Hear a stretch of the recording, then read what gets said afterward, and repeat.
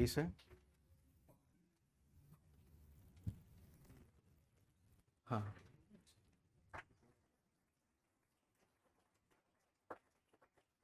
हाँ, स्नेह जी हम दोनों साथ बैचमेट भी हैं, आरओ के रूप में सेलेक्ट भी हुए थे, और अभी 66 में इन्होंने डीएसपी का पद भी हासिल किया है, रैंक 17 इनको मिला है। तो हम लोग मिलने आए थे, तो हमने सोचा कि आप लोगों से 5-10 मिनट बात करें, करीब 20-25 मिनट, जिसमें बताएं कि जो लास्ट 15 दिन है उसमें आप लोग को क्या करना चाहिए कि ज्यादा से ज्यादा आप स्कोर कर सकें, क्योंकि ये एग्जाम उतना ही कॉम्पिटिटिव हो गया है। और आई एम श्योर यहाँ दया सर भी हैं जिन्होंने पहली बार में निकाला, मैं भी पहली बार में निकाला, इन्होंने भी पहली बार में निकाला, और दूसरी बार में इन्होंने डीएसपी भी निकाला, और इसके अलावा भी इन्होंने 5-6 एग्जाम निकाला हुआ है जो मैं लिटरली भूल चुका हूं। सर खुद बताएंगे कि कौन कौन से एग्जाम को निकाल चुके हैं। तो ये आप लोगों के लिए खुद रोल मॉडल है, और समझने की जरूरत होगी कि एक अच्छे से ऑर्गेनाइज्ड वे में मेहनत किया जाए तो कोई भी एग्जाम निकाला जा सकता है। ठीक है, तो अब मैं स्नेह सर को रिक्वेस्ट करूंगा कि वो बच्चों को बताएं कि लास्ट 15 दिन की हम क्या स्ट्रेटेजी रखें कि हमारा एग्जाम। हाँ रख लीजिए। तो हेलो सब लोग को, कैसे हैं आप लोग? कोई डाउट भी हो तो सर से feel free to ask। अभी आप लोग से ज़्यादा नर्वस मैं फील कर रहा हूँ। ऐसा सिचुएशन कभी अराइज नहीं हुआ मेरे लाइफ में। एक बार और हुआ था छोटा मोटा। आप लोग बहुत ही अभी नर्वस कर रहा हूँ कि इतने बड़े मुझे लग रहा है डिग्निटरीज के सामने मैं सामने एड्रेस कर रहा हूँ, first time in my life. तो आप लोग से ज़्यादा मुझे मेरा ऑनर फील कर रहा हूँ कि मैं एक कुछ बोल पा रहा हूँ आप लोग के सामने। Thank you so much for that. सबसे पहले मैं अपना इंट्रोडक्शन दे देता हूँ आप लोग को। मेरा नाम स्नेह सेतु है। मुझे अभी मौका मिला आप लोग से के सामने बोलने का क्योंकि मेरा बीपीएससी 66 में डिप्टी एसपी के रैंक पे चयन हुआ है। इसके पहले बीपीएससी 64 में मेरा रेवेन्यू ऑफिसर के रूप में सिलेक्शन हुआ था, और धनंजय भाई के साथ ही हम लोग बैचमेट ही हैं हम लोग। तो अभी हम सारन छपरा में पोस्टेड हैं, लेकिन तब तक मैं अभी इसका रिजल्ट आ गया तो उसमें हम डिप्टी एसपी बन गए। बीपीएससी 64 में रेवेन्यू ऑफिसर के पहले हम बीपीएससी 63 में लेबर इन्फोर्समेंट ऑफिसर भी थे। और उसके अलावा हम यूपीएससी की तैयारी करते थे दिल्ली में। मेरा बैकग्राउंड है इंजीनियरिंग का, national institute of engineering Mysore से मेरा इंजीनियरिंग हुआ है। फिर बेंगलोर में 2 साल मैं सॉफ्टवेयर इंजीनियर था यूनिसिस में, 2013 से 15। उसके बाद तैयारी किया, बेंगलोर की जॉब छोड़ दिया सॉफ्टवेयर इंजीनियर को। फिर मैं दिल्ली आ गया। दिल्ली में लगभग 2015 के जून से 2021 के जनवरी तक था, और इसमें मैंने यूपीएससी का बहुत सारा 4 बार मेंस लिखा। उसके बाद राजस्थान का 2 मेंस इंटरव्यू दिया, उत्तर प्रदेश का 2 मेंस इंटरव्यू दिया। नाबार्ड होता है, नाबार्ड आप लोग सुना है ऑर्गेनाइजेशन, नाबार्ड का मैंने दिया। आरबीआई सुना है, आरबीआई का मैंने दिया। तो 7 साल में मैंने 17 मेंस, 6 इंटरव्यू और 3 सिलेक्शन लिया। तो इसका मतलब है इसका मतलब ये है, अच्छा मेरा एजुकेशनल बैकग्राउंड ऐसा कोई तगड़ा नहीं है, यही बताना चाहता हूँ सबसे पहले। कि कोई इस बीच में 2-3 जान, कौन लोग इसमें से आईआईटी के हैं? कितने लोग? एक है। कहाँ से हैं आप? आई समधनबाद, ठीक है। और कोई एनआईटी से? ठीक है। और इंजीनियरिंग बैकग्राउंड किनका है हाथ? ठीक है। उसके अलावा किसी ने एमबीए किया हुआ है या फिर कहीं से और कोई मास्टर्स डिग्री? आपने एमबीए किया हुआ है, बीटेक प्लस एमटेक, ठीक है। और बाकी मैंने समझूँ कि बीए, एमए, बीएससी, एमएससी, सही है? कोई और एक्स्ट्रा कुछ करिकुलम इसी का ये है? ठीक है, परफेक्ट है। अब देखिए, अगर किसी का इंजीनियरिंग बैकग्राउंड या किसी का कोई भी बैकग्राउंड है, जैसे मैंने अपना सारा कुछ बताया, तो I have been an average student whole my life. कभी भी मेरा 10th में 90% अबव नहीं है, 12th में 70% भी नहीं है, ठीक है, 65.2% था। इंजीनियरिंग 4 साल में लुढ़कते 4 साल किसी तरह क्लियर हुआ। उसमें भी कुछ ज़्यादा कुछ अच्छा नहीं है, एक में 2 लटका भी दिया था, 2 साल के बाद पास किया। तो और कभी पढ़ने नहीं, अटेंडेंस शॉर्टेज, नंबर कभी कुछ नहीं, किसी सब्जेक्ट में अच्छा नहीं। तो लेकिन फिर तैयारी किया, यूपीएससी में बहुत बार जा रहा था, लेकिन तो 1 नंबर, 2 नंबर, 3 नंबर, कभी-कभी कुछ के कारण नहीं निकल रहा था। फिर बाद में जब हो गया तो ये सब में होता गया। तो ये इसका क्या रीज़न आप लोग समझ सकते हैं? कोई एक बोल सकते हैं क्या? क्या रीज़न?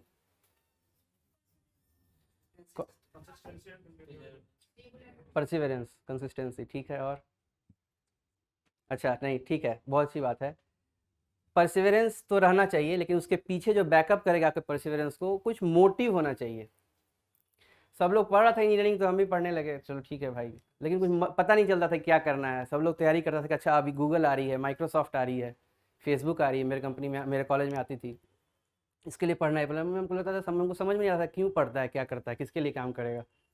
तो वो मेरा मोटिव नहीं लग रहा था, तो मुझे एक्स्ट्रा प्रेशर लगाने का मन नहीं कर रहा था। तो मैं आप लोगों को बस ऐसा कराऊंगा, अगर आपको मोटिव है, आप एक्स्ट्रा प्रेशर लगाने के लिए तैयार हैं, तब सिविल सर्विसेज आपके लिए है। डजेंट मैटर कि आपने ग्रेजुएशन में कितना नंबर लाया, क्या लाया, उसमें मन नहीं करता था पढ़ाई करने में। अगर इसमें कुछ पुश फैक्टर लगता है आपको कि नहीं ये चाहिए, इसको तो चाहिए, कुछ तो इसमें अच्छा है, इसके लिए I can give my whole 24 hours, उसी आदमी के लिए सिविल सर्विस है। उसको आना चाहिए और वो निकाल लेगा, वो बाकी छोड़ देगा एमबीए, उसको किसी में मजा नहीं आएगा, इसमें मजा आएगा। वो पुश फैक्टर होना चाहिए, तभी मैं आपको बता पाऊंगा कि अभी आपका, अभी सब लोग अभी आप प्लीज दे रहे होंगे, देने वाले होंगे आप लोग, 21 को मोस्ट प्रोबेबली होगा। तो मैं उसके लिए कुछ बता रहा हूँ, ज़्यादा टाइम नहीं मैं लूँगा, कि उसके बताने के पहले बस मुझे चाहिए कि वो पुश फैक्टर आप लोग सब में है, हाथ उठाइए, वो पुश फैक्टर कि हाँ चाहिए मुझे। तो इफ़ यू कैन, अभी आप क्या बोलते हैं उसको, कि मैंने सोच लिया तो half things done, 50% is done. वो पुश फैक्टर के लिए मैं अभी आपको, जैसे कि प्रीलिम्स 67 के लिए आप लोग ज़्यादा सोच रहे हैं कि अभी कुछ करना है, आप लोग के पास टाइम नहीं है ज़्यादा, इसीलिए मैं ज़्यादा भाषण नहीं दूंगा। 10 मिनट में बताता हूँ कि आप लोग क्या करना चाहिए, जो उससे आपका मैक्सिमम आप कवर कर सकते हैं 67 प्रीलिम्स के लिए। आप लोगों ने, सबसे पहले मैं करंट अफेयर्स स्टार्ट करता हूँ, मोस्ट इंपॉर्टेंट है सब लोग को। किससे करंट अफेयर्स आप लोग सब लोग पढ़ रहे हैं, क्या कर रहे हैं? हाँ सर, स्टडी आईक्यू से करता हूँ 12 का, और उसके साथ एडुटेरिया और स्पीडी से कर रहे हैं, इसमें मैगी से कर लेता हूँ मैं। तो सब वही स्पीडी, घटना चक्र, ठीक है, एडिटोरिया, और कुछ यही सब करंट अफेयर्स कर रहे हैं। लेकिन उसको आप लोग क्या क्या पेज 1 से लेके खत्म करना है हमको, उसमें लगे हुए हैं। तो सोच सोच के करना है क्या क्या इंपॉर्टेंट है। तो उसमें बहुत सारा कुछ दिया होगा, लेकिन जो मोस्ट इंपॉर्टेंट है, और रिपीटेडली बीपीएससी प्रीलिम्स का अगर बात करें, जो पूछता है, इसमें कैसे लिखते हैं, ऐसे चलेगा? चलेगा। अब नीचे थोड़ा नीचे, ठीक है, यहाँ से जो मेजर टॉपिक्स है, जो जो बार बार पूछता है, रिपीट होता है, लोग छोड़ देते हैं, तो वो बताता है, उसको आप आज जाइए, और आज जितना, कल रात तक में कंप्लीट हो जाना चाहिए, वो जितना बता रहा हूँ, उससे आपका 90% करंट अफेयर्स कंप्लीट हो जाएगा, बिलीव मी। तो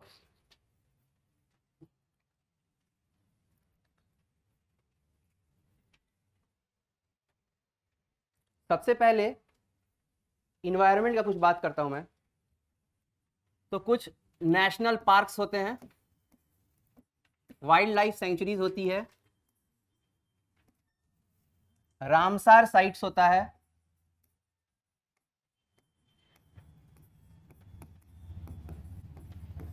टाइगर रिजर्व्स है, एलिफेंट रिजर्व्स है। अब देखिए पढ़ना क्या है, अभी शायद बढ़ गया है, मैं जब पढ़ रहा था तो ये 51 रामसार साइट्स था। यूपीएससी के लिए चाहिए कि रामसार साइट्स कहाँ है, आप मैप से पढ़ते हैं फॉर यूपीएससी प्रीलिम्स, बीपीएससी के लिए नहीं चाहिए उतना। जैसे कि यूपीएससी में क्वेश्चन पूछता है कि जिम कॉर्बेट नेशनल पार्क है, तो उससे, उसके थ्रू गंगा रिवर बहती है, ये यूपीएससी क्वेश्चन पूछता है। बीपीएससी से नहीं पूछेगा इतना आपको कि कौन सा रिवर है, तो इसका सही जवाब था गंगा रिवर नहीं बहती है, राम गंगा बहती है। तो वो उतना डीप में बीपीएससी नहीं करता है, लेकिन बीपीएससी क्या करेगा, तो बीपीएससी पूछता है कोई, जैसे मेरे समय अभी अभी शायद कुछ 15 एक्स्ट्रा बढ़ गए हैं रामसर साइट्स, 75 हो गया है, मेरे समय 51 था, तो अभी 75 हो गया है। आपको बस याद रखना है, 51 तो मुझे याद है सब जगह, कि भाई ये किस स्टेट में है, ठीक है, किस स्टेट में है। और अगर किसी यूपी में, जैसे 10 था मेरे समय में, सबसे ज़्यादा तमिलनाडु में गए। ठीक है, तो आपको नॉर्थ में क्या है, साउथ में, बस इतना रखना है और कुछ नहीं। ये ऊपर है, ये नीचे है, बस इतना खाली रख लीजिए आप। ऊपर है कौन, नीचे कौन है, और ये कितने 75 जो रामसर साइड से किस स्टेट में है, बस ऐसे देख लीजिएगा। 2 बार देखिएगा, 2 बार रिवीजन, ये कंप्लीट हो जाएगा। नेशनल पार्क्स मेरे समय में हम लोग 105 पढ़ते थे। यूपीएससी के लिए ज़्यादा जरूरत पड़ता है, बीपीएससी के लिए बस आपको पता रहना चाहिए कि ये नेशनल पार्क किस स्टेट में है, और उस स्टेट में होगा तो उसमें किस तरह के जानवर, किस तरह का पौधा पकता है। मेघालय में है तो ये ड्राई फॉरेस्ट नहीं हो सकता है, वहाँ स्क्रब नहीं हो सकता है, तो ये थोड़ा जानना चाहिए। उससे आपको तुक्का मारने में भी, तुक्का वो भी बताएंगे तो क्या फ़ायदा करता है। तो ये 105 नेशनल पार्क, ये जो इंपॉर्टेंट है आप पढ़ रहे हैं फर्स्ट सेकंड, ये सब मिस नहीं होना चाहिए। ये आप नेशनल पार्क पढ़िए। वाइल्ड लाइफ सेंचुरी बहुत सारे हैं, 500 550, उतना पढ़ने की जरूरत नहीं है। तो वाइल्ड लाइफ सेंचुरी आपको अगर किसी नेशनल पार्क में आता है कुछ इंपॉर्टेंट के कारण से, भी कतरनिया घाट वाइल्ड लाइफ सेंचुरी बीपीएससी में पूछा था, वो यूपी में है, कतरनिया घाट वाइल्ड लाइफ सेंचुरी। तो वो न्यूज़ में है, वो आपका अगर आप स्पीडी पढ़ रहे हो कहीं भी आ जाएगा, क्योंकि उसको कुछ बनाने, टाइगर रिजर्व के लिए प्रस्ताव गया है, टाइगर रिजर्व घोषित किया जाए। तो वैसे ही वाइल्ड लाइफ सेंचुरी 8-10 बस उसी को जाना जो न्यूज़ में है, उसके अलावा इसमें कुछ भी नहीं पढ़ना है। बहुत सारा दिया होगा लाइन में, कहीं कहीं दिया रहता है। ये हो गया। टाइगर रिजर्व मेरे समय में 50 टाइगर रिजर्व था, अभी 54 हो गया है, ठीक है। तो जैसे कि इसमें बस लार्जेस्ट स्मॉलेस्ट टाइगर रिजर्व, कौन टाइगर रिजर्व किस स्टेट में है, ठीक है। कौन कभी कभी पूछ देता है this national park is a tiger reserve, this national park is a tiger reserve, correlate करके। तो आपको वो नहीं, उसके लिए आपको क्या करना है, मैंने एक निमोनिक्स बनाया है 4 करके, 0 1 2 3 करके निमोनिक्स। जैसे जैसे एक बनाया है कि इस स्टेट में एक ही नेशनल पार्क है और वो टाइगर रिजर्व है। जैसे मैंने बनाया था फॉर एग्जांपल, एक ऐसे निमोनिक्स आप लोग बना सकते हैं। वैसे एग्जांपल दे रहा हूं कि मैंने लिखा था केवल श्री पलामू का डमरू अमर है, का डमरू अमर है, और इसका नंबर है 1, इस तरह करके 0 है, 2 है, 3 है। तो जैसे कि इसमें इसका नंबर ये 1 है, तो इसमें पता चल जाएगा आपको, क्लियर हो जाएगा कि कौन सा नेशनल पार्क टाइगर रिजर्व है, नहीं है। केवल is a tiger reserve in, केवल टाइगर रिजर्व है, कहाँ है, तेलंगाना में है। तो ये तेलंगाना में है और ये टाइगर रिजर्व है, और 1 है, मतलब तेलंगाना में इसके अलावा और कोई टाइगर रिजर्व नहीं है, ठीक है। केवल श्री मतलब श्री शैलम नागार्जुनम, ये कहाँ है, आंध्र प्रदेश में। तो आंध्र प्रदेश में एक ही टाइगर रिजर्व है, सॉरी क्या हो गया,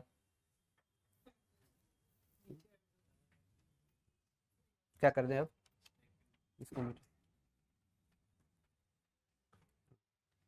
तो ये आंध्रा में है, और आंध्रा में इसके अलावा कोई टाइगर रिजर्व नहीं है, 1 नंबर है क्योंकि, ठीक है। तो केवल तेलंगाना में सिर्फ पलामू टाइगर रिजर्व है। तो झारखंड में इसके अलावा कोई और टाइगर रिजर्व है क्या, नहीं, 1 ही है, 1 नंबर है क्योंकि ये पलामू टाइगर। पलामू का डमरू, डमरू मतलब टाइगर रिजर्व है इस नाम का कुछ। सो इस नाम का टाइगर रिजर्व है डंपा टाइगर रिजर्व, नहीं। और कहाँ है डंपा टाइगर रिजर्व, गुड। तो डंपा टाइगर रिजर्व मिजोरम में है। मिजोरम में इसके अलावा और कोई टाइगर रिजर्व है, नहीं है, तो 1 ही है। अमर से कोई टाइगर रिजर्व है अमराबाद टाइगर रिजर्व, ये भी अमराबाद, लेकिन इसको अलग से कोई पढ़ता नहीं है क्योंकि ये नागार्जुनम श्रीशैलम का ही टूटा हुआ भाग है, इसीलिए इसको अमराबाद से रिप्लेस किया हुआ है। ये 1 ही टाइगर रिजर्व है। इस तरह करके जीरो का मैंने ये बनाया है, ये मेरे अपने लिए बनाया है, इस तरह आप बना सकते हैं। हम ये सारा अभी याद भी नहीं है, भूल गए, बहुत टाइम हो गया पढ़ा हुआ जितना है। हाँ, तो बिहार में जैसे है वाल्मीकि नगर, लेकिन टाइगर रिजर्व कैमूर को भी किया गया है मतलब। अभी अभी गया है, प्रपोजल गया है, अभी एक्सेप्ट नहीं हुआ है, अभी एक्सेप्ट नहीं हुआ है। तो ये हुआ जैसे कि 5 कवर हो गया टाइगर रिजर्व, 50 है ना, इस तरह के ये 4 में 50 कवर हो जाता है। जैसे कि वाल्मीकि ने बोले, तो उस वाल्मीकि का भी एक निमोनिक्स है और वो 2 नंबर में आता है, उसमें 18 टाइगर रिजर्व कवर हो जाएंगे। ये हो गया, जैसे कि उसमें है कि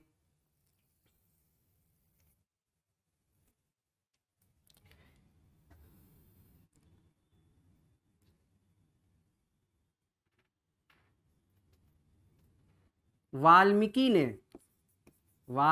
ने कोर राजा के सर पर मुकुट रखा, कोर राजा के सर पर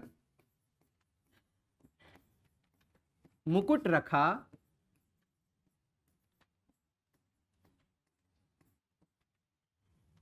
और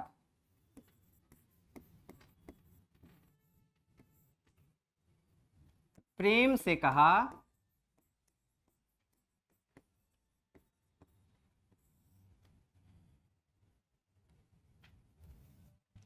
सातों पन्नों से बंधे हैं, पन्नों से बंधे हैं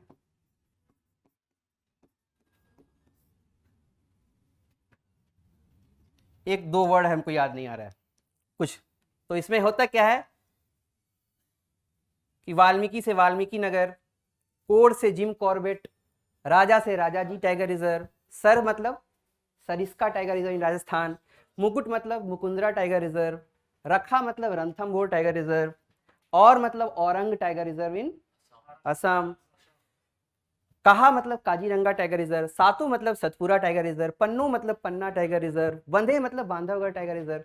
तो देवर टू मतलब कि इसके अलावा 2 टाइगर रिजर्व है और ये कवर हो जाते हैं। इस तरह के 4 स्टेटमेंट, मुझे पूरा याद नहीं आ रहा है अभी, तो आप लोग को बनाना चाहिए। और 50 ये पूछता है 2 क्वेश्चन, ठीक है, this way you can cover whole. हाँ, स्टैटिक ज्योग्राफी में पूछता है, ज्योग्राफी में पूछ देता है कौन नॉर्थ है और कौन साउथ है। तो इस तरह करके मैंने एक नहीं 2 नंबर किसी और का था, वो सिर्फ था सुंदर बक्सा, सुंदर बक्सा मतलब सुंदरबन और बक्सा टाइगर रिजर्व, मतलब जो नेशनल पार्क है वेस्ट बंगाल में टोटल 6 या 7 नेशनल पार्क हैं, उसमें यही दोनों टाइगर रिजर्व, इसके अलावा और कोई टाइगर रिजर्व नहीं है, क्योंकि ये 2 नंबर लिखा हुआ है। सुंदर बक्सा, बस वही छोटा सा निमोनिक था, मतलब सुंदरबन और बक्सा टाइगर रिजर्व। तो इस तरह करके 4 निमोनिक्स थे, उसमें 51 टाइगर रिजर्व मैंने कवर कर लिया था। अभी बढ़ गए तो आप लोग इस तरह करके बना लीजिए और एक दिन में ये खत्म हो जाएगा। और ये पूछता है 2 क्वेश्चन जरूर।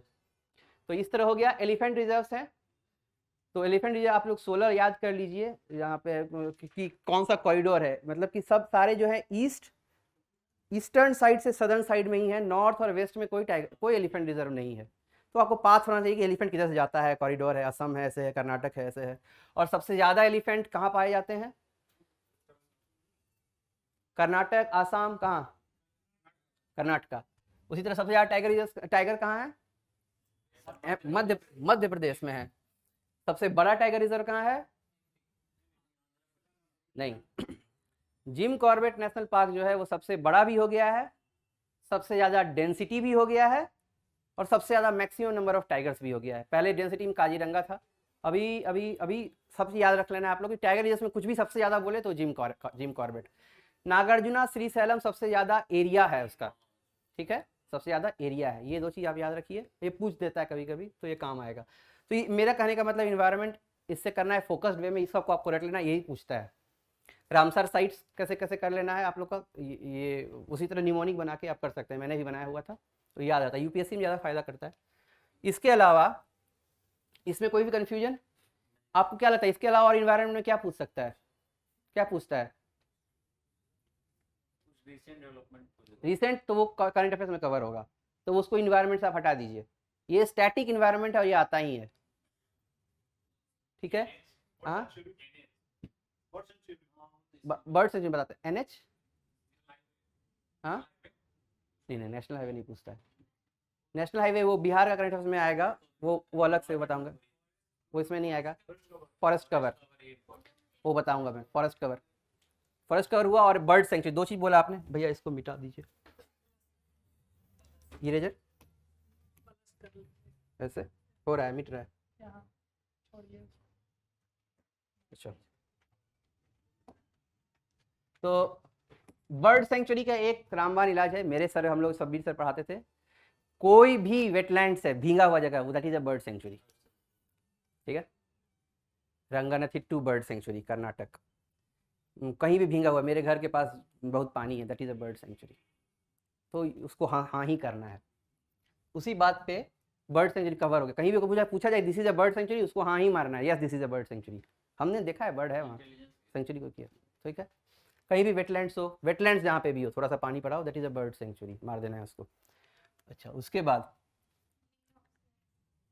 क्लाइमेट रिलेटेड सारा चीज और फॉरेस्ट। तो फॉरेस्ट का पहले बताते हैं। जैसे फॉरेस्ट सर्वे अभी आया, 17th आया है, 17th आया है, 17th आया है, लेटेस्ट 17th है। तो लेटेस्ट 17th अभी आया है और हर 2 साल पे आता है। दिस इज अ बाइएनियल सर्वे, हर 2 साल पे आता है। फर्स्ट कब आया था? 1987 में आया था। ठीक है, फर्स्ट। ठीक है, फॉरेस्ट कौन इसको निकालता है? Forest survey of India, FSI। ठीक है, कहाँ है इसका हेडक्वार्टर? गुड, देहरादून। ठीक है, फॉरेस्ट से कुछ भी रिलेटेड है उसको देहरादून मार देना है। फॉरेस्ट से कुछ भी है, wild life institute of India नहीं, Noida, wild life institute of India Noida. तो वो हो गया। अच्छा, इसको इसका एक कॉलेज भी है करके, वो भी देहरादून में है। फॉरेस्ट रिलेटेड कुछ कॉलेज है, वो भी देहरादून में है। इंस्टीट्यूट, हाँ, that is also in Dehradun. WII जो है वो नोएडा में है, wild life institute of India. WII कहाँ है, ये सब जान लेना चाहिए, कभी पूछ सकता है। वाइल्ड लाइफ नोएडा में है। अच्छा, तो ये फॉरेस्ट सर्वे, इसमें पढ़ना क्या है? इसमें भी 3 पन्ना है, लोग पढ़ जाना चाहिए पूरा, लेकिन इसमें मेन क्या पढ़ना चाहिए कि कितना परसेंटेज फॉरेस्ट कवर है, परसेंटेज वाइज ऊपर से 3, टॉप 3, 8। हाँ, कौन सा है? ओके, उसके बाद थर्ड में छत्तीसगढ़। तो पहला मिजोरम है, दूसरा अरुणाचल है, तीसरा छत्तीसगढ़ है।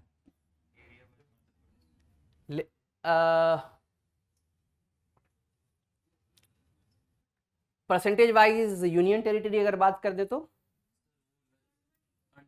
लक्षद्वीप 96% है। Lakshadweep percentage wise union territory cover कर ले तो Lakshadweep is the on number 1।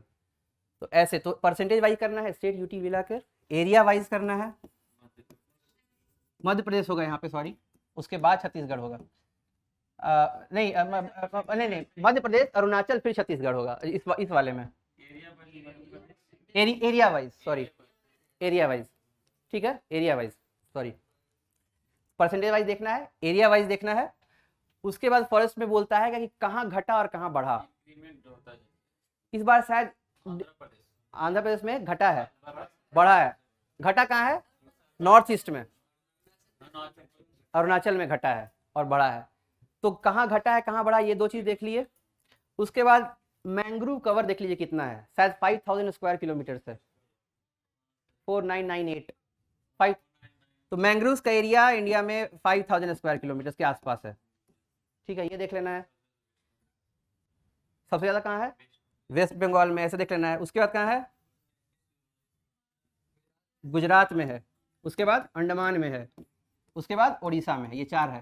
ठीक है, वेस्ट बंगाल सबसे ज्यादा है, इसका गुजरात में है, थर्ड में अंडमान में है, चौथा में उड़ीसा में।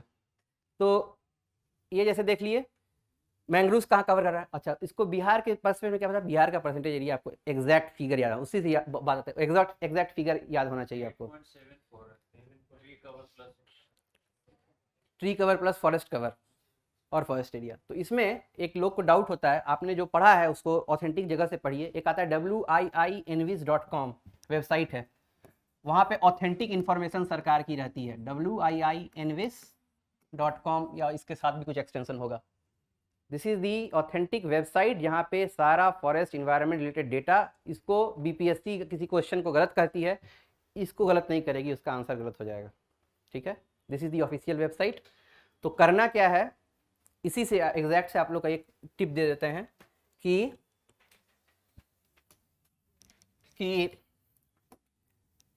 ऑप्शन आता है ई, सबको दिक्कत होती है उसमें। ठीक है, तो ऑप्शन ई के साथ करना क्या है, आपने पढ़ा कितना 8.74, और किसी को कुछ बोलना है 7.84, और आप बोले 8 और किसी को कुछ बोलना है। अब आता है option E, ABCD option E.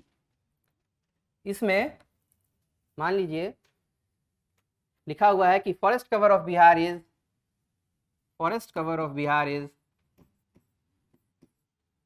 7.83%। Answer क्या लिखिएगा, A B C D या E। ए में मान लीजिए है 5%, 7%, 8%, 9%, नहीं इसमें डी मान लीजिए 7.83 है। क्या मारिएगा ऑप्शन? लेकिन बीपीएससी का डी भी दे सकता है सर, वो 7.83 भी मान लेते हैं कभी, उनका कोई ठिकाना नहीं रहता, कुछ भी सोच फॉलो करते हैं। ओके, तो सब लोग क्या बोलता है, डी, ई। तो आंख बंद करके आप ई मारिए। एग्जैक्ट फिगर अगर 7.84 है, मैच नहीं कर रहा, ई मारिए। मैंने 63rd में मारा, 64th में मारा, बीपीएससी का गलत हो गया, मेरा सही हो गया। ठीक है, अगर एग्जैक्ट मैच नहीं करा, 7.84 is the correct answer, WINVIS पे या कहीं पे, या 7.83 है, दैट इज रॉन्ग, ई मारिए। 2 एक्सपीरियंस मेरा रह चुका है, ये बहुत हेल्प करेगा आप लोग को। एग्जैक्ट नहीं है तो नहीं मारना है, बस कोई राउंड फिगर कुछ नहीं, ई इज ई। ये एक काम कर लीजिएगा, सोचे। उसके बाद इन्वायरमेंट हो गया, और कुछ बचा था क्लाइमेट। हाँ, वो यूपीएससी के लिए ज़्यादा पूछता है। बीपीएससी में क्या करता है, जैसे कि कुछ 6-7 कन्वेंशंस है, उसको आप लोग को रखना है एकदम माइंड में। ठीक है, तो कन्वेंशंस में जैसे कि, ठीक है बोलते जाइए, क्या है, मॉन्ट्रियल, किगाली, उसके बाद क्या है, चलिए रियो बोलते जाइए, रॉटरडैम है, और इसके अलावा सेम इसी टाइप का कुछ कुछ और भी है। क्या क्या है, कार्टेगेना, चलिए कार्टेगेना है, और क्या है, इसी बेसिस पे है, रॉटरडैम, चलिए कियोटो को यहाँ लिख देते हैं। और कुछ बोलिए, ये 3 हमेशा साथ में लेता है लोग नाम उसका, रॉटरडैम, और 2 कौन कौन है, रॉटरडैम और कोई 2 और, स्टॉकहोम, गुड, स्टॉकहोम है, और कुछ है, एक और, रॉटरडैम, स्टॉकहोम, एक और इसको साथ में लेता है।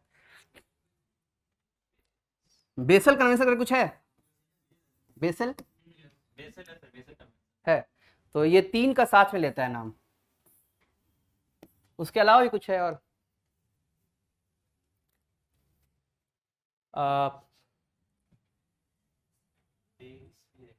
क्या है, पेरिस तो हो ही गया, सीओपी हो गया। पेरिस कन्वेंशन कौन सा सीओपी था, सीओपी 15 पेरिस कन्वेंशन था। अभी कहाँ हुआ था सीओपी लेटेस्ट, अभी कहाँ है सीओपी 2022 में, इजिप्ट, गुड। क्या नाम है उसका जगह का, some else, very good very good. तो अभी वो शायद 23rd है, 24th है, नहीं सर 27, ठीक है।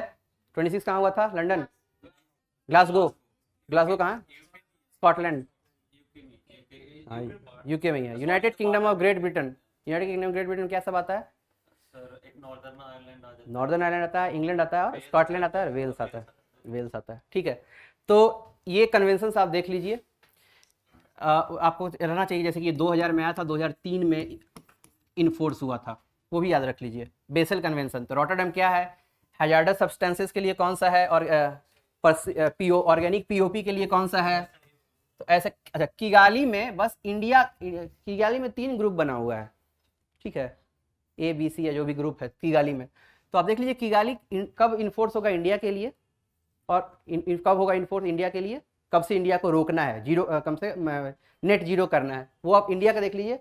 और लोग को लगता है कि इंडिया के ग्रुप में ही चाइना होगा, लेकिन चाइना नहीं है, चाइना अफ्रीका के ग्रुप में है, ठीक है।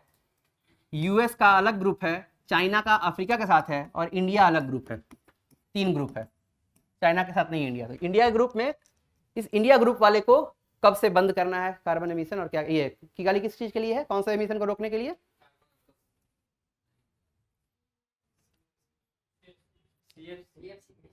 सीएफसी के लिए तो मॉन्ट्रियल है, ये है एचएफसी के लिए, हाइड्रोफ्लोरोकार्बन। सीएफसी को रिप्लेस करके एचएफसी लाया गया था, और एचएफसी को किगाली रोका, क्योंकि एचएफसी तो वो तो कर नहीं रहा था, लेकिन ये ग्रीन हाउस गैस बढ़ा रहा था। ओजोन को तो नहीं, ओजोन को तो कुछ डिस्ट्रॉय नहीं कर रहा था, बट ये एचएफसी क्या कर रहा था, ग्रीन हाउस गैस पोटेंशियल इसका बहुत ज्यादा है, 200 टाइम्स है देन CH4, तो उसको रोकने के लिए किगाली लाया गया था, ठीक है। तो उसका अलग अलग है, ये देख लेना है, ये सब देख लिए आप। मॉन्ट्रियल किस कंट्री में है? कनाडा में है। कार्टेगेना किस कंट्री में है?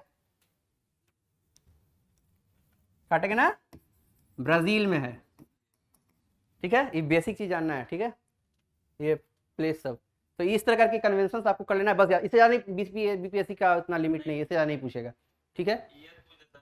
ईयर, हाँ, जैसे मैंने लिखा 2000 आया, 2003 में इंप्लीमेंट हुआ। स्टॉकहोम कब आया, किगाली कब आया, मॉन्ट्रियल, और डेट पूछ देता है बीपीएससी, डेट याद रख ली, इतना इन्वायरमेंट कंप्लीट, ठीक है, इससे अभी मत पढ़िए आप। उसके बाद जल्दी जल्दी हम बताते हैं, और 5-10 मिनट में हमको भी जाना है।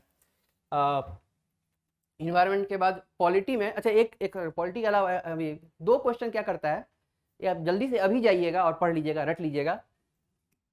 List of chief justice of India, list of CAG of India, और लिस्ट ऑफ, ये पिछले बार अभी पूछा था, एक नाम दे दिया था आनंद या कुछ, और बोला था कि ये क्या है, 1990 का जो दिया था, पूछा अभी नाम दिया था, और पूछा कि ये कौन है, हम तुक्का मार दिए चीफ जस्टिस ऑफ इंडिया है, तो वो सही हो गया मेरा आंसर। अभी इस बार पूछा था, हाँ वही बता रहे हैं, तो अभी आप रट लीजिए ना, अभी जाइए, और 1 घंटा लगेगा, ये क्वेश्चन आएगा ही आएगा अभी 67 में। सीजेआई, सीएजी, और क्या पूछा है, इस बार पूछा है सीजेआई, 4 नाम था, तो 1990 के चीफ जस्टिस इंडिया, किसको पता रहता है, गवर्नर ऑफ बिहार, और इसका इसलिए पूछा था, कुछ आनंद या कुछ हम तुक्का मार दिए, सही हो गया, चीफ जस्टिस ऑफ इंडिया ही था, सीएजी, और एक गवर्नर। पीएम प्रेसिडेंट नहीं पूछता है, वैसे जानना चाहिए आपको, पीएम प्रेसिडेंट वाइस प्रेसिडेंट पता ही होगा। इसके अलावा सीजेआई, सीएजी और गवर्नर्स, ये रख लीजिए। अभी आपको 15-20 मिनट लगेगा, जाके देख लेना है आप लोग को नाम, बस अभी जाइएगा क्लास से, कंप्लीट कर लीजिए, ये एक क्वेश्चन आएगा। अब बताते हैं पॉलिटी का, इसकी पॉलिटी के कारण। पॉलिटी में आप लोग को पूरा लक्ष्मीकांत कौन पढ़ता है बीपीएससी के लिए, पूरा वो यूपीएससी में काम आता है।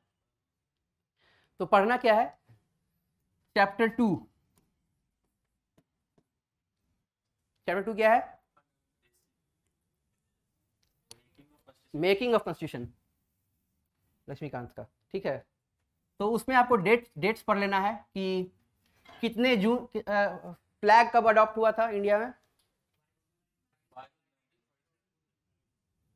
22 जुलाई 1947, करेक्ट, फ्लैग अडॉप्ट हुआ था। अच्छा, सुप्रीम कोर्ट कब आया था, 1950।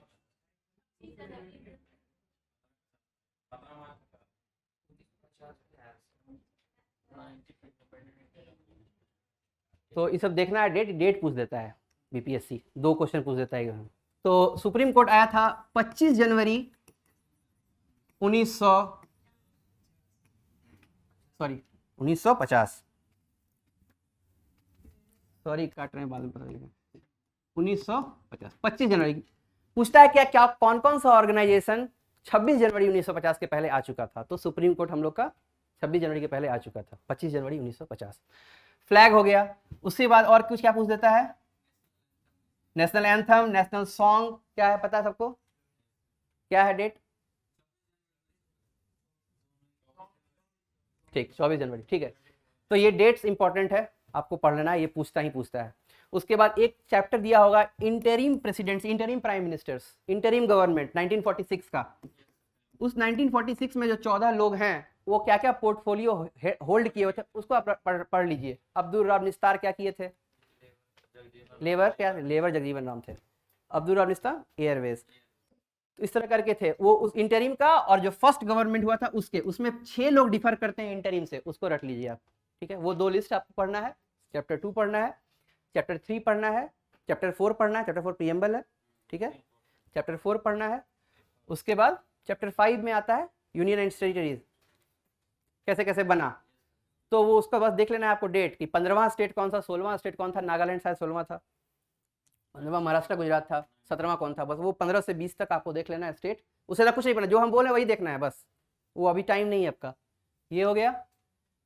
उसके बाद फंडामेंटल राइट्स, डीपीएसपी और फंडामेंटल ड्यूटीज़। ये फंडामेंटल ड्यूटीज़ आपको रटा हुआ होना चाहिए 11 जो है। तो हम लोग का कैसे याद रखे थे हम लोग? फंडामेंटल ड्यूटीज़ कितने हैं? 11। तो कैसे याद रखे थे? आज चांद ऊपर दिखा फिर भी पूरा नहीं दिखा। एसएसपी बनना है आपको, सीनियर सुपरिटेंडेंट ऑफ पुलिस। तो ये है 11। ये पूरा और नहीं एक साथ आ जाता है, इसको डैश में है। आज चांद ऊपर दिखा फिर भी पूरा नहीं दिखा, एसएसपी। सो ये 11 फंडामेंटल ड्यूटीज़ हैं। इसे बनाइएगा तो 10 मिनट लगेगा, अब याद हो जाइएगा आपको, ठीक है। तो क्या है? आज पहला फंडामेंटल ड्यूटी है। क्या होगा, क्या है फंडामेंटल ड्यूटी पहला?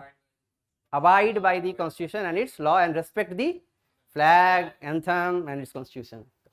चांद to cherish the noble goals and aspirations of, ठीक है। आज चांद ऊपर, to uphold the sovereignty and integrity of India. एक है सुई आता है, वो आता है डीपीएसपी में, सॉवरेंटी, यूनिटी एंड इंटीग्रिटी। लेकिन ड्यूटी में यूनिटी नहीं है, सिर्फ सॉवरेंटी एंड इंटीग्रिटी है। उसमें सुई याद रखे हैं, तो उसकी जरूरत नहीं है, उसको यूपीएससी में जरूरत पड़ता है। तो ये चेरिश, अपहोल्ड, दिखा। तो इस तरह करके आप बना लीजिएगा। दिखा मतलब डिवोट से स्टार्ट होता है, डिवोट, फिर भी पूरा नहीं। एसएसपी मतलब to strive for the best, ये safeguard public property and observe any violence. और पी, एजुकेशन अपने बच्चे को देना है, तो टू प्रोवाइड द इन्वायरमेंट, ऐसे करके कुछ है। तो ये आज चांद ऊपर दिखा, आप देख लीजिएगा, स्टार्ट कीजिएगा और इसे कोरिलेट कीजिएगा, आपको 11 का 11 याद हो जाएगा। और अब डीपीएसपी से कंफ्यूज नहीं कीजिएगा। डीपीएसपी का क्या तरीका है? ये हो गया, आज चांद ऊपर दिखा फिर भी पूरा नहीं दिखा। ये क्या है? ये एफडी हो गया 11, ठीक है। तो ये हो गया, इसको हटा दीजिए, देख लीजिएगा, इससे कोरिलेट कीजिएगा। मैक्सिमम 15 मिनट में आपका 11 याद हो जाएगा। और लाइन से याद होगा कि ए क्या है, बी क्या है, सी क्या है, डी क्या है। ये क्या हो जाएगा?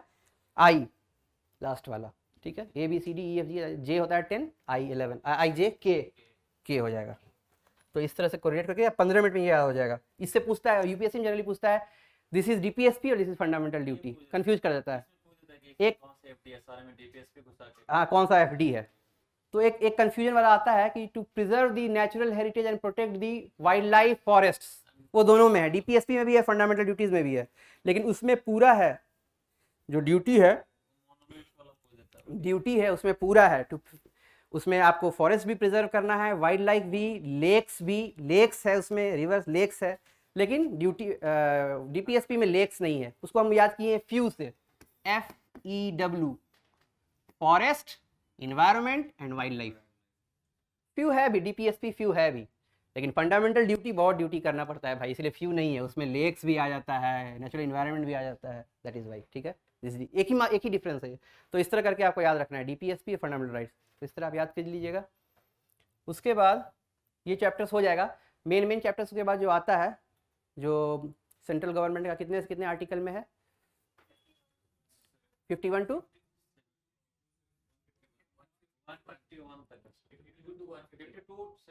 52 टू 151, गुड। और स्टेट का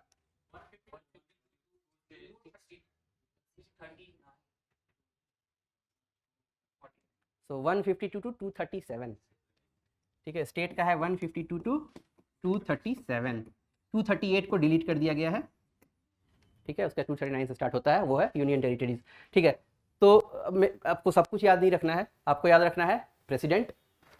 प्रेसिडेंट पढ़िएगा तो उसके कोरिलेट करके गवर्नर पढ़िएगा, सेम है सब कुछ, खाली इसको कुछ एक्स्ट्रा पावर्स है। डेथ पेनल्टी को मिलिट्री ट्रिब्यूनल को वो लेके कर सकता है, और माफ यही कर सकता है, ये नहीं कर सकता है, बस यही। प्रेसिडेंट गवर्नर हो गया, पढ़ने लिया। प्राइम मिनिस्टर सीएम हो गया, ऐसे पढ़ लेना है। इसका इसका इसका हो गया पार्लियामेंट, और इसका क्या हो गया असेंबली, असेंबली हो गया, काउंसिल ऑफ मिनिस्टर्स हो गया। वो इसे इंपॉर्टेंट है, ये सब पढ़ लेना है। और आपको सुप्रीम कोर्ट और हाई कोर्ट पढ़ लेना है। डिस्ट्रिक्ट कोर्ट उतना पूछता नहीं, वो आप छोड़ सकते हैं, ठीक है। वो जो अंतिम आई गेस 37 चैप्टर है, उसको छोड़ सकते हैं आप। मैं कल एक पढ़ रहा था तो मैं कंफ्यूज था कि जब इंदिरा साहनी केस के अकॉर्डिंग 50% से और अच्छा ज़्यादा सीलिंग नहीं होना चाहिए, तो सर अगर जो हम लोग अभी जो ईडब्ल्यू है तो सर वो कहाँ से दिए सर? जैसे 27% रिजर्वेशन हो गया ओबीसी का, और 15% 7% तो 49 तो 10% वो कहाँ से निकालेंगे? हाँ बताते हैं। तो इंदिरा साहनी वर्सेस इंदिरा साहनी केसेस में 50% ज़्यादा तो 1992 का केस है इंदिरा साहनी केस, ठीक है ना। तो उसमें बोला गया था कि 50% से ज़्यादा, आप लोग और कोई क्लास है क्या? नहीं। अच्छा अच्छा ठीक है। तो इंदिरा साहनी के केस में बोला गया था कि 50% से अधिक नहीं होगा। क्या नहीं होगा? तो कॉन्स्टिट्यूशन में एक टर्म है सोशली एंड एजुकेशनली बैकवर्ड। जो ओबीसी है, ओबीसी नहीं लिखा हुआ है आर्टिकल 16 में। आर्टिकल 15 में क्या लिखा हुआ है? Socially and educationally backward class, उसी को हम लोग ओबीसी बोलते हैं, अदर बैकवर्ड क्लास। तो अदर बैकवर्ड क्लास कॉन्स्टिट्यूशन में कहीं नहीं लिखा हुआ है, socially and educationally backward class. इसके लिए इंदिरा साहनी के कोर्ट में क्या बोला गया था कि उसमें बोला गया था कि इसमें 50% से ज़्यादा नहीं हो सकता है, अदरवाइज नेचुरल जस्टिस के अगेंस्ट में हो जाएगा, ठीक है। तो उसका बोलने का ये मतलब था कि जो सोशली एंड एजुकेशनल बैकग्राउंड पे आप दे रहे हैं, टोटल रिजर्वेशन आप दे रहे हैं, टोटल रिजर्वेशन दे रहे हैं, अगर 50% से ज़्यादा दे दिए तो फिर वो नेचुरल जस्टिस, हमको मौका ही नहीं मिला, जो हम जनरल कैंडिडेट हैं उसको मौका नहीं मिला, उसको मौका नहीं मिला, तो ये नेचुरल जस्टिस हो जाएगा। और इकोनॉमिक बैकग्राउंड पे वो दे रहे थे कि आप गरीब हैं। उस नरसिम्हा राव के समय भी ईडब्ल्यूएस का चर्चा आया था। वो इकोनॉमिकली बैक, ये लोग गरीब है, ये लोग ओबीसी सोशली नहीं आता है, तो इन लोग को भी दे दिया जाए, तो वो काट दिया गया था। क्यों? क्योंकि कॉन्स्टिट्यूशन में सोशली एंड एजुकेशनली लिखा हुआ था, इकोनॉमिकली नहीं लिखा हुआ था, इकोनॉमिकली नहीं लिखा हुआ था। तो इकोनॉमिकली नहीं लिखा हुआ था, इसके कारण वो लोग जो कानून पास किए उसको बैक करने के लिए कॉन्स्टिट्यूशन में कुछ प्रोविजन नहीं था, तो उस कानून को काट दिया गया। अभी क्या हुआ कि अमेंडमेंट लाके इकोनॉमिकली शब्द को भी जोड़ दिया गया, वेट बढ़ गया, उस कॉन्स्टिट्यूशन पीछे है मेरे, अब कानून वो बनाया है कि भाई तो है कॉन्स्टिट्यूशन में, इसलिए ईडब्ल्यूएस अभी बनाया 10% अपार्ट फ्रॉम दिस, और ये इसके लिए इंदिरा साहनी ने मना नहीं किया था। क्लियर है? सर मैं ये बोलना चाहता कि 27% ओबीसी का है, हाँ 15% एससी का है, 7% एसटी का, तो यही सीलिंग 49 पॉइंट समथिंग हो रहा, तो ईडब्ल्यूएस को तो 50% सीलिंग ज्यादा नहीं, तो वो 50% नहीं आया ना, वो जो जनरल आया उस जनरल कैटेगरी में एक होता है हॉरिजॉन्टल रिजर्वेशन और एक होता है वर्टिकल रिजर्वेशन, पता है सबको?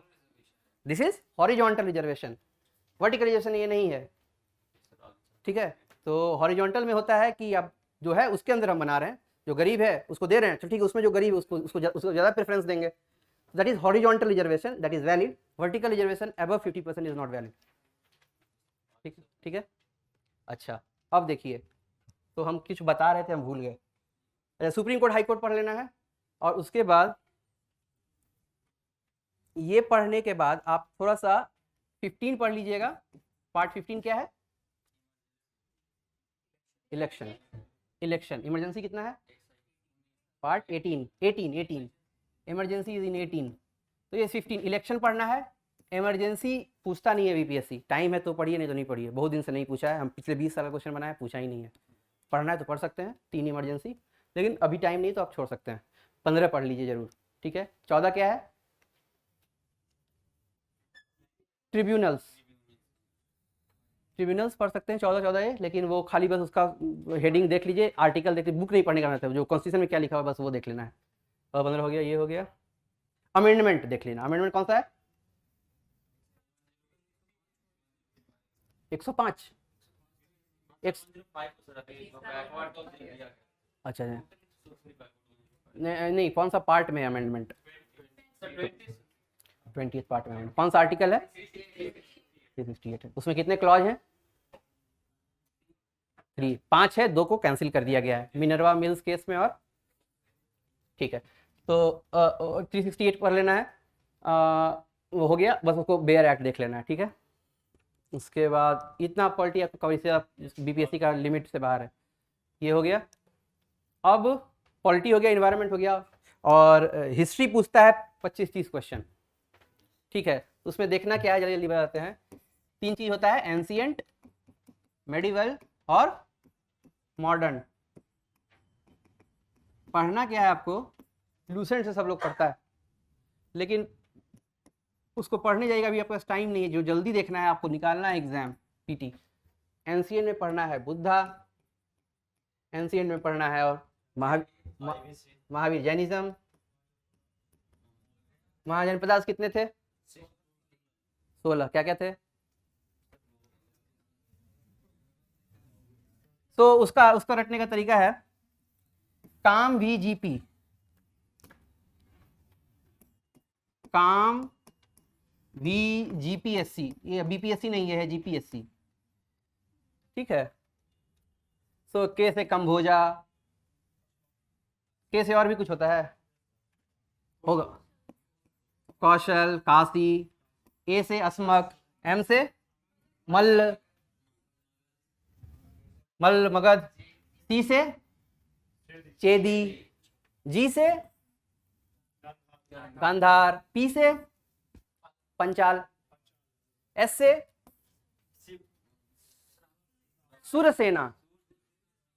तो काम भी जीपीएससी है, इसमें ये 4 बार आता है और ये 1-1 बार आता है, मिलकर टोटल 16 हो जाता है, ठीक है। 16 महाजनपदास है। मैप में देख लीजिए, सबसे साउथ में कौन सा है, नॉर्थ ईस्ट में कौन सा है, वो मैप आपको पता होना चाहिए 16 महाजनपदास के, ठीक है।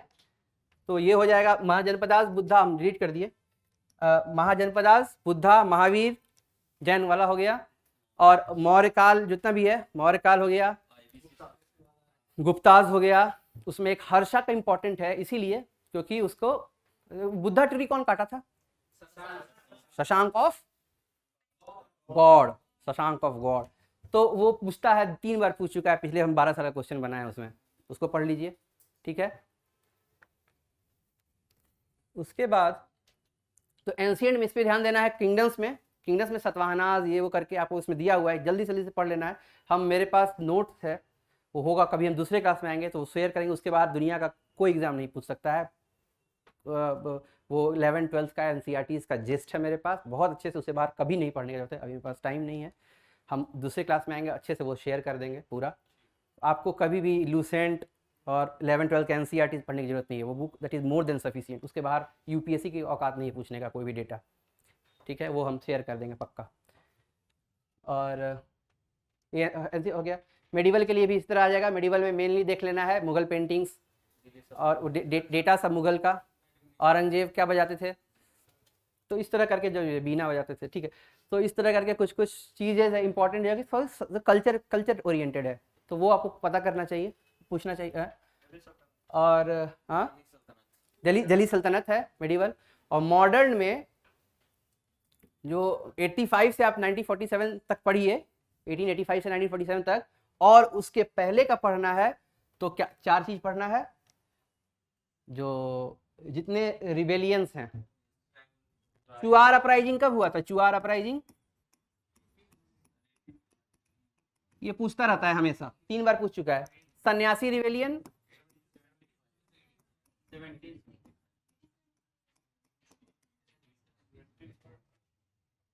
अच्छा, कोल रिबेलियन 1831। इस तरह करके ये आप लोग विजन पढ़ते हैं, विजन IAS करंट अफेयर्स पढ़ते हैं? अच्छा ठीक है, कोई बात नहीं है, नहीं पढ़ना है कोई, याद नहीं आ रहा अभी, या तो अक्टूबर के महीने के या नवंबर के महीने में सारा रिबेलियन 2 पन्ने में दिया हुआ है, कब डेट, बस वही पूछता है बीपीएससी। किसी के पास हो तो आप लोग प्लीज शेयर कर दीजिए, वो सारा रिबेलियन टाइम लाइन दिया हुआ है 1760 से लेके उसे लेके वो अभी तक का जितना रिबेलियन ये पूछता ही पूछता है, 2 क्वेश्चन पूछ देता है, वो आपको पढ़ लेना चाहिए। उस अक्टूबर या नवंबर या मुझे याद नहीं आ रहा है अभी, आप देख लीजिएगा। विजन के पास पीछे में टाइमलाइन 2 पेन में पूरा कंप्लीट हो जाएगा, 5 मिनट लगेगा, ये कंप्लीट हो जाएगा, ये 2 क्वेश्चन पूछता ही पूछता है कोई। उसके बाद ये हो गया, पीछे का ये हो गया, और 1885 से 1947 में जो भी कुछ हुआ है मॉडर्न, वो आप देख लीजिएगा। इतना कम टाइम में सब कुछ अच्छे से हम नहीं बता सकते हैं। किसी दिन अभी प्रीलिम्स आप लोग देना है, इसलिए आप लोग ये दे दीजिए बाद में फिर कभी। और उसके बाद ये हो जाएगा, तो मॉडर्न कवर इससे होता है। मॉडर्न के लिए स्पेक्ट्रम हम पढ़ते थे, आप मॉडर्न के लिए स्पेक्ट्रम पढ़ सकते हैं। बेसिक चीज़ ज़्यादा, उसका लास्ट पार्ट है, उसको वो पढ़ने की ज़रूरत नहीं है कि जब ये गवर्नर जनरल थे इन्होंने क्या लाया। एक होता है कुछ कुछ पूछता है कि किस गवर्नर जनरल के समय में क्या हुआ था, किसको हम लोग father of the local self government बोलते हैं, लॉर्ड रिपन। कौन फैक्ट्री एक्ट लाया था 1881 में फर्स्ट, कौन सा जैसे कि इसमें आया था इंस्ट्रूमेंट ऑफ एक्सेशन, जिससे कि यार इंग्लिश एजुकेशन आया 1823 का इंस्ट्रूमेंट ऑफ एक्सेशन कौन था, गवर्नर जनरल। उसके बाद ही मकॉलेज मिनट आया था, वुड्स डिस्पैच आया था। लॉर्ड विलियम बेंटिक तो 1829 से आसपास था, 29 से 35 तक, गुड। तो लॉर्ड विलियम बेंटिक ठगी कब हुआ था खत्म, कैप्टन स्लीपर, ठीक है ठीक है। तो ये जो बेसिक डेटा है ये आप पढ़ लीजिएगा। ये भी 2 पन्ना में कहीं पे लिखा हुआ है एक साथ ये कहाँ लिखा हुआ है, ये कहाँ पढ़ना है सारा, विकिपीडिया। विकिपीडिया में जाइए और जो गवर्नर जनरल हैं उसके सामने में लिखा हुआ ये हो गया है, बस उसको पढ़ लीजिए, काम खत्म, उससे कुछ नहीं पढ़ना है, बिलीव मी। विकिपीडिया में जाइए और लिखिए गवर्नर जनरल्स ऑफ इंडिया, वो आएगा लिस्ट, और अंतिम वाले कॉलम में लिखा हुआ है उसके समय में क्या सब हुआ, उसके समय में क्या सब हुआ। विकिपीडिया से पढ़ लीजिए, 15 मिनट लगेगा। कितना चीज मैंने बताया वो कवर कर लीजिए। उसके बाद हाँ साइंस, उसमें थोड़ा हम कमज़ोर थे, लेकिन साइंस में इसके लिए पढ़ना है। लोग लूसेंट पढ़ते हैं और पढ़ते हैं, लेकिन उसमें कुछ टॉपिक्स है जो कि पढ़ना है। साइंस बहुत डिटेल में दिया हुआ है, लेकिन कुछ टॉपिक्स है जो कि हमेशा पूछता है, तो वो आप लोग पढ़ लीजिए। जैसे कि बायोलॉजी में एंजाइम्स बहुत पूछता है, तो पूरा आपको सलाइवरी ग्लैंड से स्टार्ट करके सारा एंजाइम जितना होता है डाइजेशन तक, ये किस एंजाइम का क्या काम होता है वो आप देख लीजिए। उसके बाद ऑर्गन सिस्टम देख लीजिए। उसके बाद एक प्लांट का आता है, प्लांट रिलेटेड बेसिक चीज, प्लांट का सेल और प्लांट के हार्मोन्स। जिबरलिंस क्या करता है, साइटोकाइनिन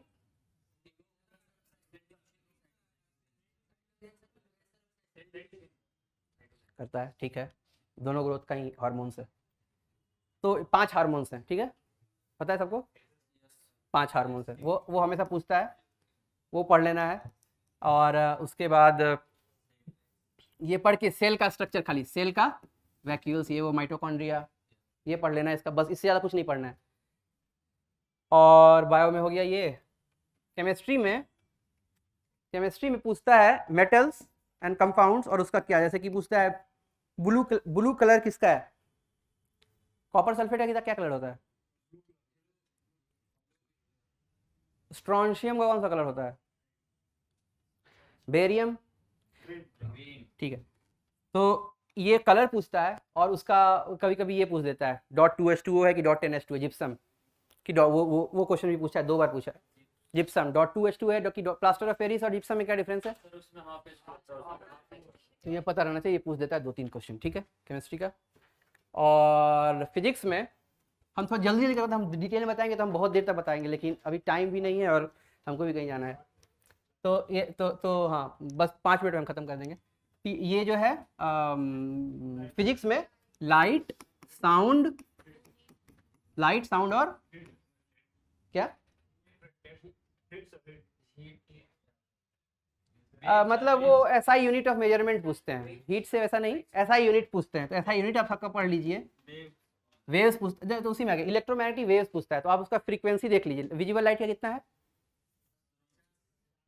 तो 0.4 से 0.7 नैनोमीटर है, ठीक है, ये विजिबल लाइट का रेंज है। उसी तरीके से विबज्योर आता है, तो कैसे कैसे आपको पढ़ना है, तो उसका भी निमोनिक्स है, लेकिन बाद में बताएंगे। तो ये हो गया। उसके अलावा ये फिजिक्स हो गया, इस तरह पढ़ लेना है। और आपको क्या जरूरत, हाँ, इकोनॉमिक्स के लिए बस 2 चीज़ पढ़ना है आपको, सर्वे और बजट। तो लोग पूछते हैं इंडिया का पढ़ने, बेसिकली जरूरत नहीं है, नहीं पूछता है। हाँ, स्कीम मतलब स्कीम, तो हाँ स्कीम्स पूछता है। तो स्कीम्स में आपको जानना चाहिए क्या कि हाँ, जैसे कि अब बेसिक आप जान सकते हैं कि पैसा जान सकते हैं, अभी स्टूडेंट के लिए बन रहा है कुछ, उसके कितना 12,000 करोड़ दिया है कितना, वो फिगर थोड़ा रख लेना चाहिए याद। हाँ, और इकोनॉमिक सर्वे किस दिन आता है, बजट किस दिन आता है, कौन रिलीज करता है, ये करता है। बस इतना बेसिक जानना है आपको। बिहार रिलेटेड कुछ इन्फॉर्मेशन उसमें आता है, रोड्स का कितना बना है, बिजली कितना पर आवर हो रहा है, एग्रीकल्चर में कितना आ रहा है, बिहार में जो फार्मर्स हैं उनको पर लैंड हेक्टेयर कितना जमीन है, ये बेसिक चीज़ इकोनॉमिक्स का। और उसके बाद ये इकोनॉमिक ये करके आप पढ़ सकते हैं। हाँ, ये आप 3-4 जितना हम बताए ना, आप 4 दिन में कंप्लीट कर सकते हैं। और इसमें से 40 क्वेश्चन आएगा, बिलीव मी, ये आपका हो जाएगा। 40 क्वेश्चन आएगा इस तरह से। हिस्ट्री से 35 क्वेश्चन आता है, 40 क्वेश्चन तो मतलब सिर्फ उसे हिस्ट्री और उसमें बता दी, ज़्यादा ही क्वेश्चन आ जाएगा अभी जितना हम बताएं। ये आप 3 दिन में कवर कर लीजिए, प्रॉमिस कवर हो जाएगा।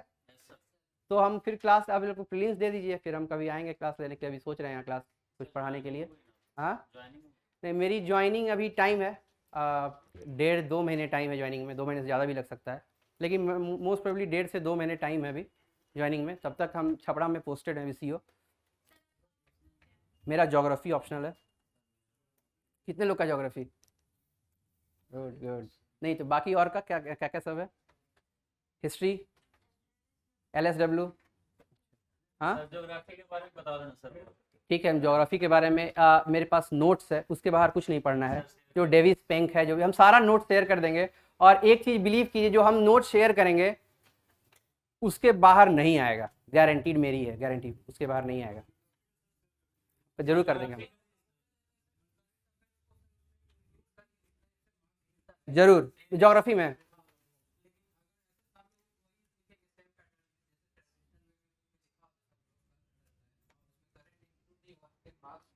हाँ, तो करंट आपको इंक्लूड उसमें करना क्या है, जैसे ज्योग्राफी है, हम तो एक ऐसा इंक्लूड किए थे कि स्टैटिक हिस्ट्री में इंक्लूड कर दिए थे करंट। एग्जाम्पल बताते हैं आपको, स्टैटिक GS1 में क्या हिस्ट्री है, और उसमें एक क्या क्या कला है, पटना पेंटिंग, तो पटना कलाम तो स्टैटिक है, उसमें करंट अफेयर्स क्या होगा। तो इसीलिए वो हम बताएंगे। और मेरे पास नोट्स है, एग्जैक्ट करंट डाला हुआ है, उस करंट डाला के साथ नोट्स है, वो हम आपके साथ शेयर करेंगे, उतना ही रटना है। और उसमें फिगर बनाना है, ज़बरदस्ती फिगर बनाना है, और उसको कोई भी फिगर बना लेना है, उसको ऐसे करके बंद कर देना है, और उसको लिखना है फिगर 1। दूसरा आंसर में या 2 बनाना है, उसको कुछ भी बना दिए, उसको अच्छे से बंद करना है, और उसको लिखना है फिगर 2। ये आपको 5 नंबर एक्स्ट्रा देगा। हाँ, सब में स्कोप है। पटना कलाम में क्या स्कोप है, तो पटना कलाम में आंसर आया था हम 63rd में, जिसमें हम लेबर इन्फोर्समेंट ऑफिसर बने थे, तो उसमें हम लिखे थे पटना कलाम सो ऐसे ऐसे हुआ, आया ऐसे बना। पटना कलाम पेंटिंग अभी नीतीश कुमार उस पटना कलाम पेंटिंग को पटना के दीवारों पे बनवा रहे हैं, पटना के दीवारों पे बनवा रहे हैं पटना कलाम। वो मधुबनी पेंटिंग बना रहे थे, तो क्या फ़र्क पड़ता है, लिख दो, अच्छा लगेगा आंसर। तो पटना कलाम बना रहे थे। और पटना कलाम एकमात्र पेंटिंग है जो कि विधानसभा में टंगी हुई है, पटना कलाम की पेंटिंग। भगवान जी उसको टीचर को तो नहीं आता है, उसको ज़्यादा नॉलेज नहीं है, तो विधानसभा में एकमात्र ऐसी है। बिरसा मुंडा पूछा था, हम लिखे बिरसा मुंडा एकमात्र ट्राइबल वॉरियर थे जिसकी पेंटिंग विधानसभा में टंगी हुई है, झारखंड, जाके देखिए आप। तो ये एनरिचमेंट है, टीचर के पास इतना टाइम नहीं है, उसको 500 रुपये मिलता है एक पेपर चेक करने का, 3 घंटे में ठीक है ठीक है ठीक है ठीक है ऐसे करता है। ठीक है, तो वो कर दिया कुछ, उसको बोलते हैं ब्लफ। इतना हम लोग दिन रात पढ़ते हैं, टीचर को पता होगा ये सब चीज़, टीचर को कुछ नहीं पता होगा, तो उसको ब्लफ बोलते हैं। हाँ, दिस इज, इसको यहाँ जाके देख लीजिए, आप टंगा हुआ है, तो वो आप कर सकते हैं इस तरह। उतना टाइम ही नहीं है उसके पास, वो चेक नहीं कर, देखता है कि अच्छा इतना लिखा है, अच्छा फिगर बढ़िया बनाए, तो डब्बा भी, नंबर भी दिया है, वाह। बस इतना ही देखता है वो, उसके पास टाइम नहीं है। कितना पेपर है, एक का 3 पेपर है और कितने स्टूडेंट्स हैं, टाइम रहता है किसी के पास, कुछ भी दे देता है। अभी इसको ऑनलाइन पब्लिश करने वाला है वेबसाइट पे, आप तो सर मेंस पे, तो इसीलिए वो जरूरत। हाँ, केयरफुल हो गए सर, अब थोड़ा सा वो लोग केयरफुल होंगे क्योंकि वेबसाइट पे वेबसाइट पब्लिश करना है, तो कोई नहीं। हाँ, कट ऑफ कटेगा, हो सकता है नंबर लोग कम देंगे, कॉन्सस होंगे, तो वो होगा, तो कोई बात, आप लोगों को फ़ायदा ही होगा आपको। हाँ, उससे हम लोगों को बहुत घाटा हुआ था, जो पब्लिक कुछ भी नंबर दे रहे थे। मैं हम बहुत अच्छा आंसर लिखे, उसमें मेरा सिलेक्शन लेबर इन्फोर्समेंट ऑफिसर हुआ। अभी हम 75 नंबर का ज्योग्राफी क्वेश्चन छुए ही नहीं है, तो मेरा आ गया, DSP बन गया। ज्योग्राफी में भी कितना पास सर, ज्योग्राफी में भी कितना अच्छा परफॉर्मेंस है हाँ, ज्योग्राफी में मेरा नंबर है 159, बताओ इतना कम, उसमें 75 नंबर हम छोड़ दिए, हमको लगा 135 आएगा, बताओ।